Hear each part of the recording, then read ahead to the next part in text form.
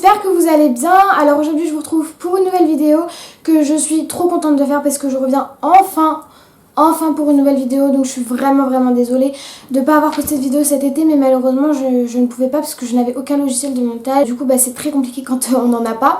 J'allais pas vous sortir des vidéos toutes bâclées sans montage etc. Je déteste ça, donc j'ai préféré rien vous sortir et me mettre à fond sur les vidéos back to school. On est le 18 août, du coup dans 2 semaines c'est les cours. Donc il y aura 5 ou 6 vidéos je pense de ce thème là.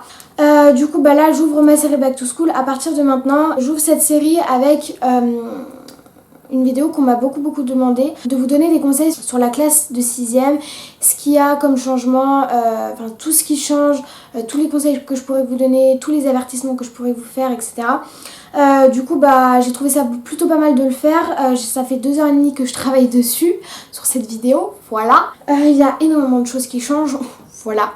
J'espère ne pas vous faire peur quand je dis ça. En fait là je rentre en 3ème et quand je me remémorais les trucs qui changeaient en 6ème par rapport au CM2, je me suis dit punaise, mais il y a tellement de choses qui changent et je m'en suis pas forcément rendu compte parce que à partir de la 6ème jusqu'à tout votre collège, c'est la même chose, c'est les mêmes changements. Du coup vous vous y habituez. En tout cas j'espère que cette vidéo va vous aider, va vous plaire. N'hésitez pas à me dire si vous voulez que je vous fasse le même style de vidéo mais pour la 4ème, parce que pour la 5ème j'ai rien à dire. Pour moi la 5ème c'était une classe super simple. C'est que des révisions de la 6ème, donc il n'y a rien qui change. Du coup dites-moi si ça vous tente que je vous fasse un peu la même chose mais avec la 4ème, plus basé sur des conseils, parce que la 4ème c'est quand même une classe assez dure. Donc on va commencer tout de suite avec les changements qu'il y a en 6ème, parce qu'il y en a quand même pas mal malgré tout. Donc premier changement, je pense que vous le savez, mais à partir de la 6ème, vous aurez un prof par matière, c'est-à-dire que vous aurez un prof en français, un prof en maths, un prof en histoire, un prof en SVT, un prof en dessin, enfin vous aurez un prof dans chaque matière. Donc voilà, ça change pas mal du CM2, puisque le CM2 vous aviez qu'une seule maîtresse ou maître. Ça fait très bizarre de dire ça. Vous allez devoir vous habituer à chaque mode de travail de chaque prof. Du coup voilà, des fois ça peut être assez ennuyant parce qu'il y a des modes de travail que vous aimez pas trop, mais vous devez quand même vous habituer.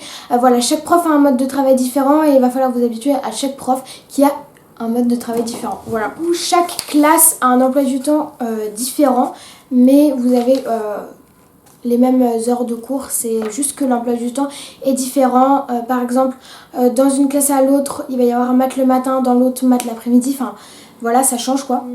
Qui dit un prof par matière dit les changements de salle. Donc en CM2 vous aviez qu'une seule salle et qu'un seul prof.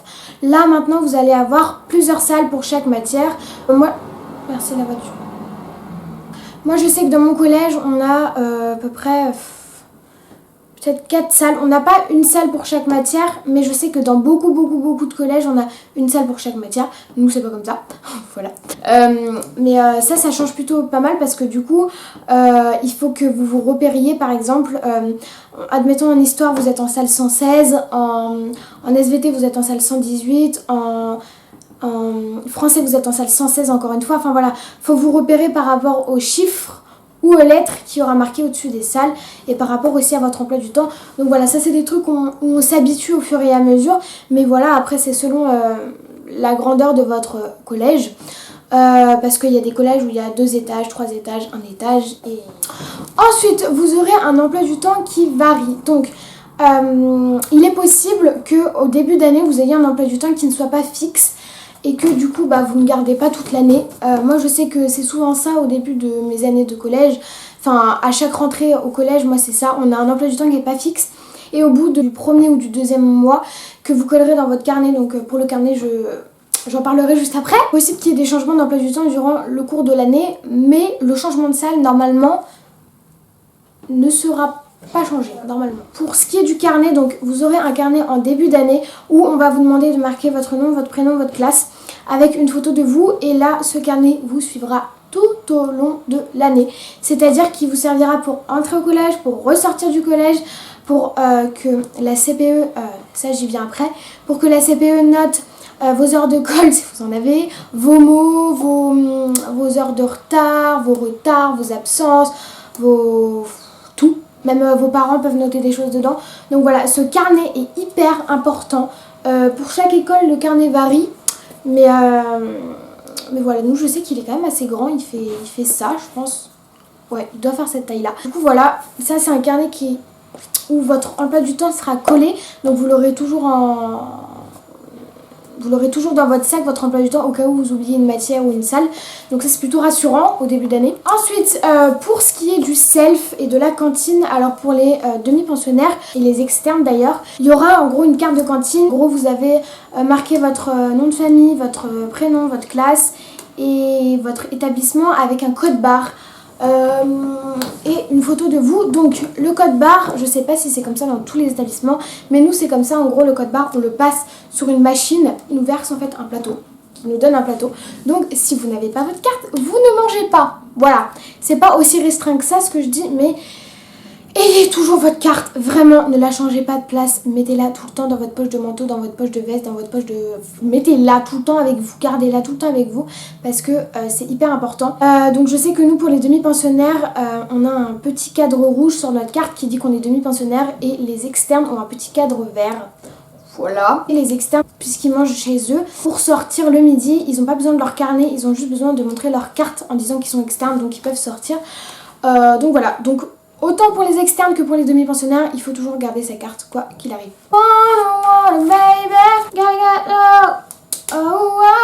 Ensuite, un changement aussi qui est plutôt... Je ne saurais pas comment le qualifier. Au début d'année, vous allez avoir un site internet qui va vous être donné où dessus, vos parents et vous-même allez pouvoir voir vos notes selon les matières que vous avez. Beaucoup d'établissements ont leur propre site internet. Donc voilà, et en gros sur le site internet qu'ils vont vous donner, vous allez rentrer votre nom de famille et un mot de passe qu'ils vont vous donner également pour aller voir vos notes et pour que vos parents voient vos notes aussi. Donc du coup ça ne sert plus à rien de cacher vos mauvaises notes parce que vos parents auront accès à toutes vos notes sur internet. Voilà, un dernier truc à propos des professeurs, c'est que ce qui change du CM2, moi je sais qu'en CM2 je disais à ma maîtresse, je l'appelais maîtresse, je l'appelais jamais madame. Enfin, quoique, si quand même on l'appelait madame. Mais enfin voilà, en tous les cas, je ne sais pas comment vous appeliez votre maître ou maîtresse en CM2, mais maintenant en 6ème, dès la rentrée, il va falloir que vous vous habituez à les appeler monsieur ou madame avec leur nom de famille qui suivent. Donc admettons, c'est monsieur Dupont. Et bah, il va falloir que vous l'appeliez monsieur Dupont et non maître ou monsieur. Voilà, c'est comme ça. C'est par politesse. On va passer aux nouvelles personnes que vous allez rencontrer dans le collège. Je parle en termes d'adultes, pas en termes d'élèves, donc voilà, que vous allez pouvoir rencontrer, qui vont vous aider, etc. Donc voilà, j'y viens tout de suite.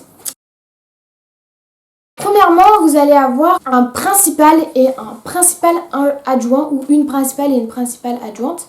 Donc en gros, le principal, c'est donc votre chef d'établissement. Donc vous allez avoir en fait un chef d'établissement. Voilà, que vous allez voir un tout petit peu plus qu'en CM2. Et le chef adjoint, bah lui c'est le sous-chef de l'établissement. Voilà. Deuxième personne, ça va être la CPE, donc c'est la conseillère principale d'éducation. Elle sert en gros à gérer les retards, les absences, à mettre à écrire les heures de colle. Et enfin voilà, à gérer tous ces trucs-là. Et en gros, elle est assez importante, donc vous la verrez au cours de l'année. Voilà. Troisième personne, donc c'est l'assistante d'éducation, qui est donc lui votre surveillant ou surveillante. Donc cette personne va en gros surveiller les élèves en récréation, va veiller à ce que tout se passe bien, va aussi être présent la plupart du temps lors de vos permanences, donc ça j'y viendrai après. Donc voilà, elle va aussi vous aider aux devoirs si vous êtes en études, et voilà. Ensuite, troisième personne qui est plutôt très important quand vous allez rentrer au collège, c'est que à défaut d'avoir un prof par matière, vous allez aussi avoir un professeur principal. Donc c'est-à-dire qu'en gros vous allez avoir un professeur principal qui va vous suivre tout au long de l'année. Et ce prof principal, c'est celui qui va vous donner tous les papiers, qui va assister à la vie de classe. Donc la vie de classe c'est quoi? C'est une espèce de petit temps que vous avez entre les cours, souvent une fois par mois, pour régler un peu les histoires dans la classe, voir si tout se passe bien, s'il y a un problème avec un prof, s'il y a un problème avec un élève. Surtout en début d'année, il va être beaucoup là pour vous, voilà, faut le savoir. Et donc ce professeur-là, ou cette prof-là, enseigne elle-même une matière. En gros, le prof ne va pas faire que la matière de professeur principal, et bah il va être autre chose à côté. C'est-à-dire que par exemple, moi mon professeur principal de 6ème, c'était un professeur d'anglais. Ma professeure principale de 5ème, c'était une prof de français. Et ma professeure principale de 4ème, c'était une professeure de physique-chimie. Donc voilà. Enfin, en gros, le professeur principal, il fait aussi une autre matière à côté. Donc du coup, c'est possible, c'est très fort possible que vous l'ayez en tant que professeur principal et professeur de sa propre matière. Donc voilà. Ensuite, nouvelle personne. Donc par rapport au CM2, vous allez avoir en 6ème des parents délégués. Donc des parents délégués, en gros, c'est des parents d'élèves qui sont élus, entre grands guillemets, hein. Ils ne sont pas élus par les élèves, mais bon bref, ils sont élus au début de l'année. Et donc en gros, ils vont servir à communiquer des remarques et des propositions concernant la vie de l'établissement. Ils seront présents au conseil de classe et ils servent à répondre à toutes les questions de l'élève et de la classe. Donc voilà. Ensuite, parlons des délégués de classe. Donc les délégués de classe, ce sont en gros des personnes dans la classe qui se désignent et qui veulent être délégués. Donc qui se présentent devant toute la classe, qui disent pourquoi ils veulent être délégués, etc. Ensuite, dans la classe, tout le monde vote un garçon et une fille de son choix qui voudraient avoir comme délégué. Et ceux qui se présentent peuvent voter aussi. Donc on vote anonymement et en gros il y a quelqu'un qui dépouille dans votre classe et qui en gros à la fin du dépouillement on voit qui est le délégué et la déléguée de classe. Et ceux qui sont juste en dessous des votes, un tout petit peu en dessous des délégués qui viennent d'être élus, et bah eux ça va être les sous-délégués qui vont eux assister au conseil de classe si un jour le délégué est malade lors du conseil de classe. Donc voilà, j'espère que vous m'avez compris. Donc en gros les délégués de classe ils sont élus par les élèves et ils assistent au conseil de classe et ils sont là aussi pour vous défendre. Les sous-délégués servent tout simplement à assister au conseil de classe si le jour J un des délégués n'est pas là. Les sous-délégués servent aussi à si par exemple un élève a besoin de se confier à un délégué mais qu'il hésite un peu parce que il aime pas trop cette personne ou il a pas trop confiance, et il peut venir se confier au sous-délégué. Voilà. Il y a la professeure documentaliste. Donc qu'est-ce que c'est? Donc c'est un prof ou une prof qui est en gros qui travaille au CDI. Donc en gros cette personne travaille au CDI, donc c'est une espèce de grande bibliothèque que vous aurez dans votre enceinte au collège. Et donc CDI ça veut dire centre de documentation et d'information. Donc en gros cette personne elle va vous aider à faire des recherches sur internet si vous avez besoin et que vous n'avez pas d'ordinateur chez vous ou que vous avez besoin entre des cours de faire une recherche ou quoi.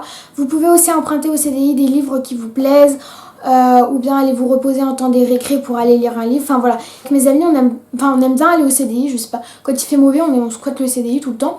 Enfin voilà, c'est un peu une bibliothèque si vous voulez où personne parle et il y a un peu que des révisions de partout, mais voilà, ça peut être un coin plutôt pas mal pour réviser si vous n'arrivez pas à réviser chez vous. Ensuite, alors ça c'est pas pour toutes les écoles. Nous je sais qu'il y a eu pendant 2 mois, mais après la personne est partie, je ne sais pas pourquoi.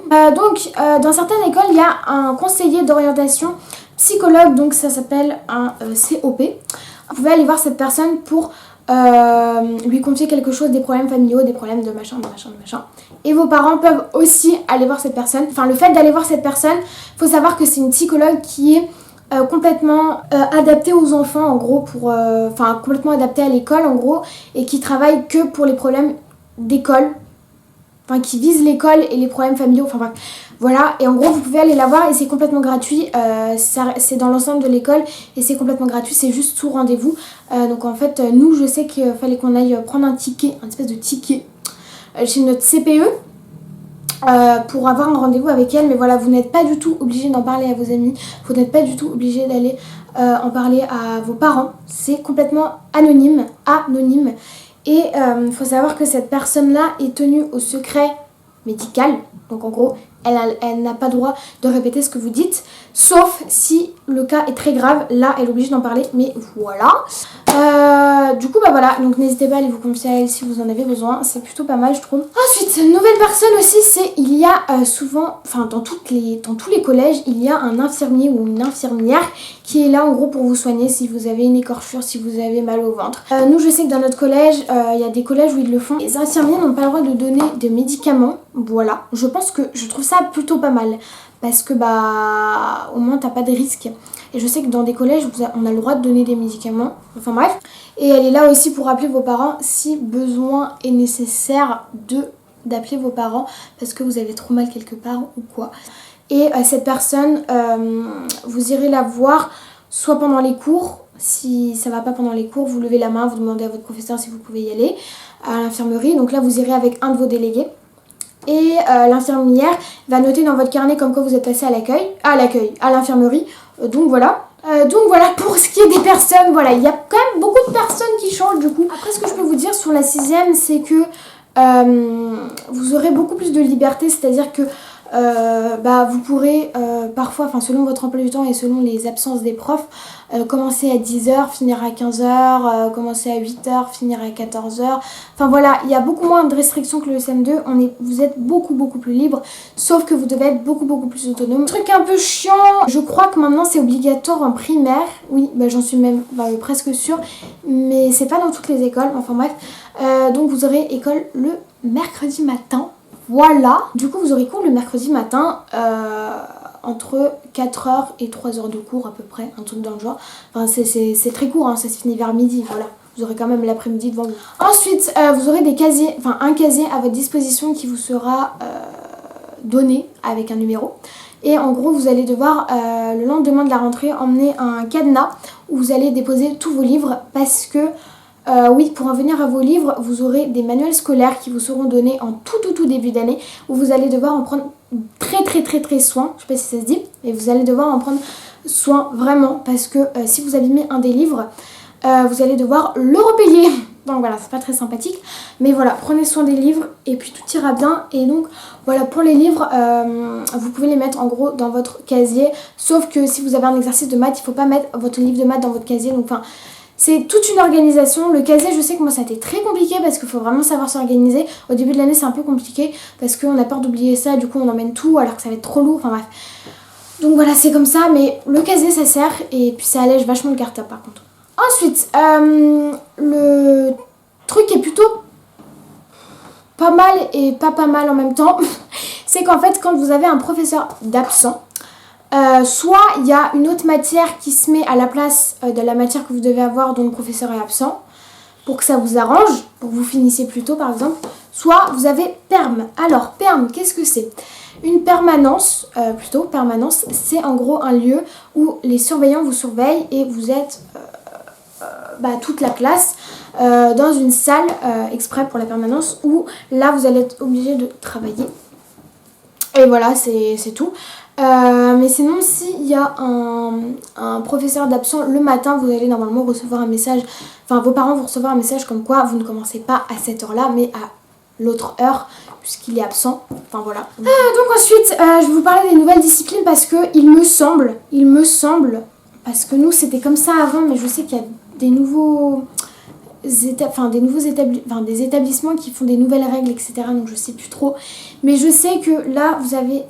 en rentrant au collège, vous aurez des nouvelles disciplines. Donc moi je sais qu'en rentrant au collège, j'avais physique, chimie, technologie, j'avais une langue vivante, donc l'anglais, art plastique et éducation musicale. Donc voilà, c'est un petit peu énervant, je vous avoue. Et vide classe aussi, souvent une fois par mois, comme je vous l'ai dit. Mais je ne sais pas du tout si ça a changé par rapport au primaire où vous avez plus de matière maintenant, je ne sais pas. Voilà.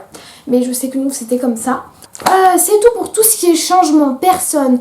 Enfin, voilà. Maintenant, je vais vous donner des conseils. Donc,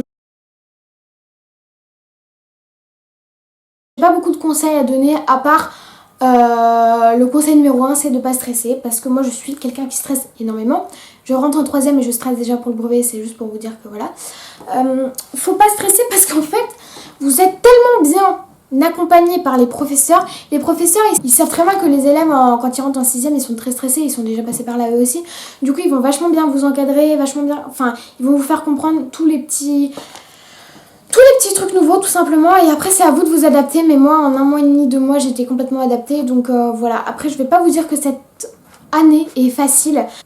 Travaillez, c'est juste un conseil, vraiment, travaillez, parce que c'est complètement un autre rythme de travail que vous devez avoir en 6e, parce que vous devez être déjà beaucoup plus autonome. Il y a des choses que vous devez apprendre que vous ne deviez pas apprendre en CM2 par cœur. Enfin, il y a beaucoup de choses qui vont changer au niveau du rythme scolaire, et ça va être ça va être plus intensif. Des activités. Si vous ne pouvez pas faire des activités extrascolaires en dehors de l'école, vous pouvez faire des activités qui sont déjà proposées dans l'enceinte de l'école, en gros, du collège, où en gros ils vous proposent de faire du foot, de la danse, pas mal de sports. Donc je sais qu'ils proposent pas mal d'activités où c'est genre 40 € par an, donc c'est rien. Enfin, il y a des trucs qui sont plutôt pas mal à faire, et puis des fois vous vous retrouvez avec vos potes, enfin voilà, c'est plutôt pas mal comme système. Aussi vous avez la chorale, le chant, enfin vous avez pas mal de choses.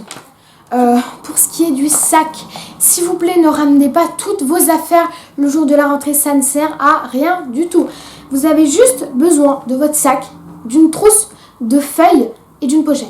C'est tout. Ne ramenez pas plus. Et votre agenda si vous voulez, mais ne ramenez pas plus, parce que ça ne servira à rien. Votre trousse, vous allez l'utiliser pour coller des documents, écrire, etc.